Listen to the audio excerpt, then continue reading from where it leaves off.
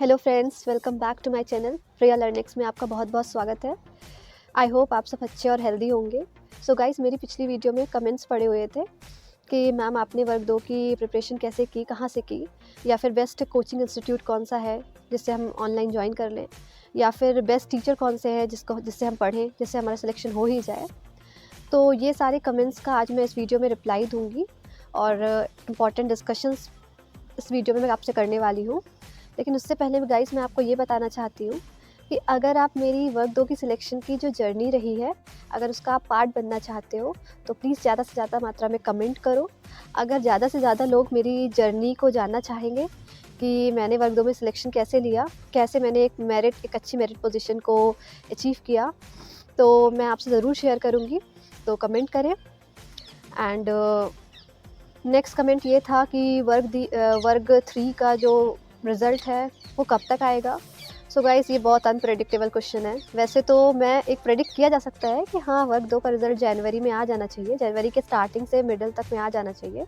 But guys, promise तो आपको कोई भी नहीं कर सकता, क्योंकि आप ऑलरेडी जानते हो कि ईएसबी जो है बहुत ही ज़्यादा अनप्रेडिक्टेबल है, कभी भी कुछ भी उसमें होता है।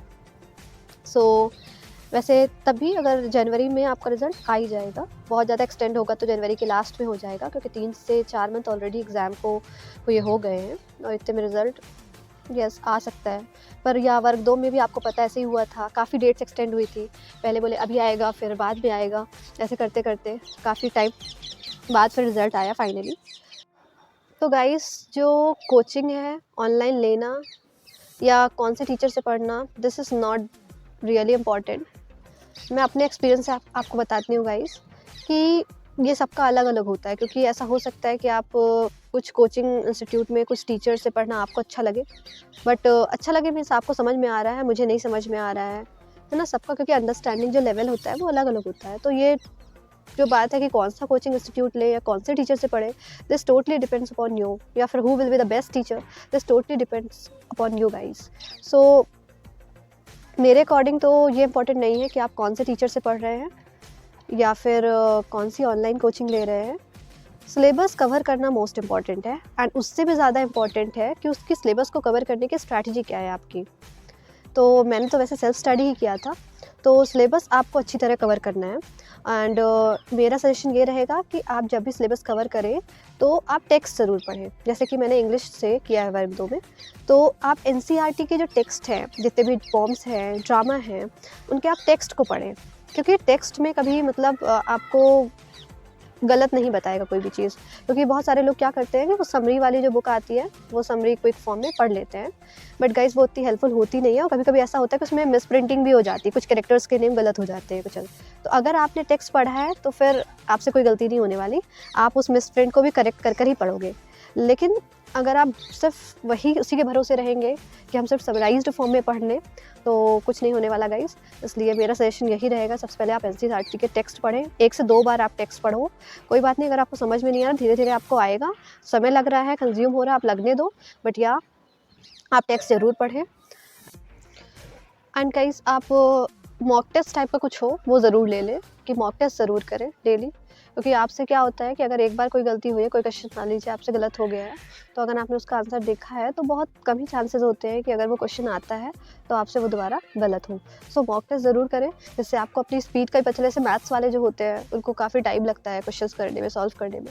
तो मॉक टेस्ट से क्या होता है कि आपको एक क्या बोल सकते हैं, आप देख लेते हो, आप प्रेडिक्ट कर लेते हो कि आप इतने समय में इतने क्वेश्चन सॉल्व कर पा रहे हो, और आपको इतनी स्पीड को बढ़ाने की आपको ज़रूरत है।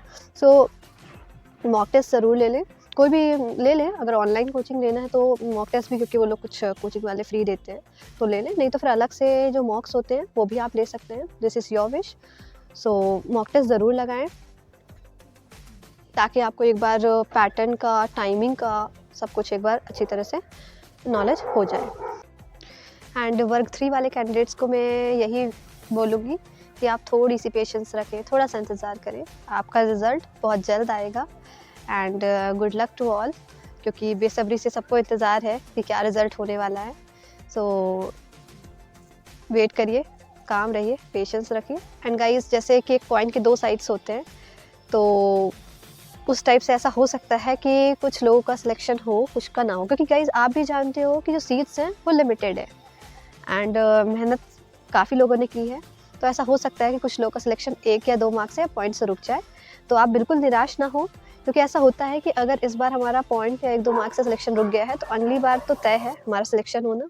तो बिल्कुल भी उस चीज़ को लेकर के बिल्कुल भी डिसअपॉइंट बिल्कुल भी ना हो, एंड मेहनत करते रहें, लगे रहें, आपका सिलेक्शन ज़रूर होगा। इस बार ना सही, अगली बार ज़रूर होगा। So good luck guys, best of luck to all, and comment करिए अगर मेरे से आप आगे भी जुड़े रहना चाहते हैं तो, और आगे जर्नी जाना चाहते हैं तो प्लीज़ कमेंट। वीडियो को लाइक करें, अपने फ्रेंड्स के साथ ज़्यादा से ज़्यादा शेयर करें, चैनल को सब्सक्राइब ज़रूर करें। हम आपको मिलते हैं अपनी नेक्स्ट वीडियो में, तब तक के लिए बाय एंड गुड लक।